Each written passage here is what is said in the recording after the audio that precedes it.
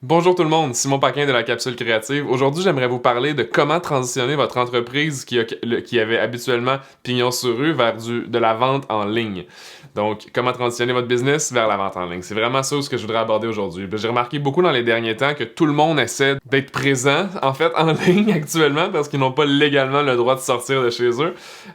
C'est quand même quelque chose qui va être contextuel même après une situation de pandémie. Donc, j'ai donné quand même 4-5 points qui pourraient être intéressants pour vous, que vous pourriez vouloir utiliser pour transférer votre entreprise vers un modèle d'affaires plus numérique. Donc, premier point, c'est justement le modèle d'affaires. Est-ce que vous avez pensé que votre méthodologie d'affaires, donc votre besoin d'affaires prioritaire, il peut évoluer? Là, je dis peut évoluer parce que c'est pas toutes les industries qui peuvent se transférer en ligne. Je vais faire quelques exemples. Quelque chose qui est vraiment commun dans mon environnement à moi, c'est les cafés.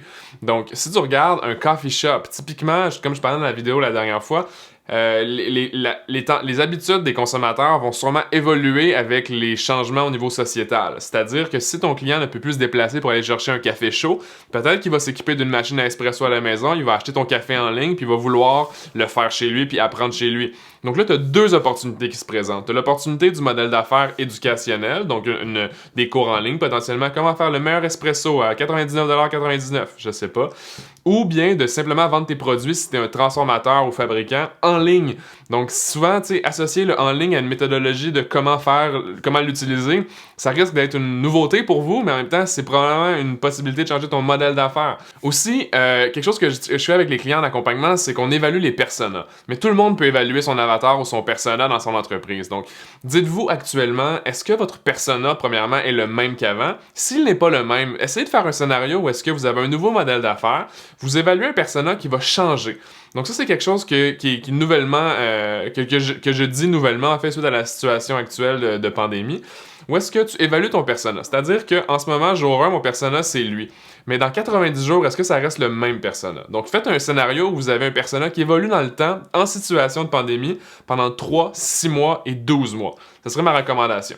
Pourquoi on voudrait faire ça? On voudrait évaluer si les habitudes d'achat se maintiennent. Souvent, les gens vont dire que ça prend 21 journées avant de développer une habitude, mais la réalité, c'est que est-ce que cette habitude-là va perdurer en situation de non-pandémie? Donc, c'est important d'évaluer tous ces facteurs-là avant de faire un nouveau modèle d'affaires qui va vous requérir beaucoup de fonds en investissement parce que en situation de pandémie, ça veut dire récession potentiellement, ce qui veut dire liquidité limitée, qu'on va parler dans une autre capsule. Donc, si advenant on transfère vers le online selling, qu'est-ce que ça veut dire? Il faut que tu choisisses un LMS, par exemple. C'est un Learning Management System. Donc, ce que ça veut dire, c'est que c'est un système d'apprentissage, de gestion d'apprentissage, en fait. Donc, c'est une plateforme souvent qui va être un genre de Kajabi, un genre de Didact, une compagnie québécoise, Teachable.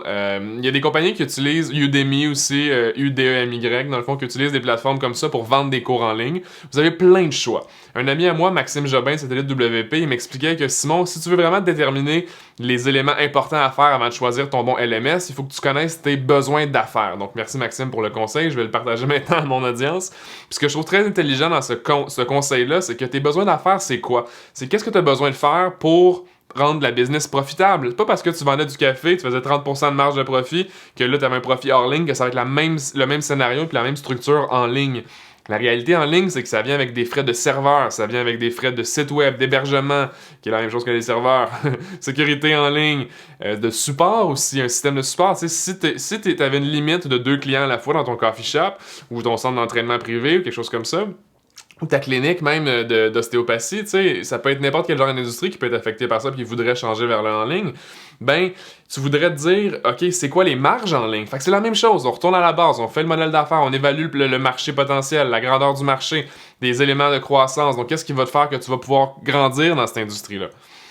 On pourrait aller vraiment en détail avec plein d'autres stratégies, mais je vais essayer de narrow ça, de rendre ça assez concis avec c'est quoi tes besoins d'affaires. Ensuite de ça, le dernier élément qui est crucial, c'est comment est-ce que tu vas le marketer. Souvent, dans un plan d'affaires, on pense à comment construire l'entreprise, ça va être quoi les prévisions financières, tout ça, mais on oublie la partie où on met moins d'amour, si on veut, à la partie planification marketing. C'est là que la capsule créative pourrait peut-être être intéressante pour vous parce que c'est ce qu'on fait avec nos clients en one-on-one.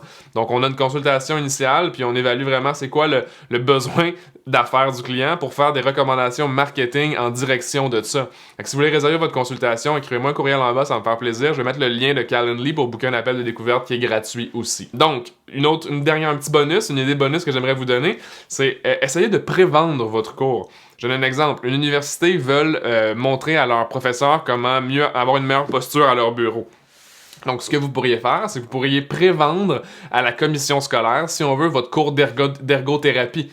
Donc, c'est un cours d'ergothérapie, 29,99$, les gens peuvent le consommer quand ils le veulent. Donc là, tout le monde a la même information, tout le monde est gagnant, vous venez de faire 3 000$ de vente, par exemple.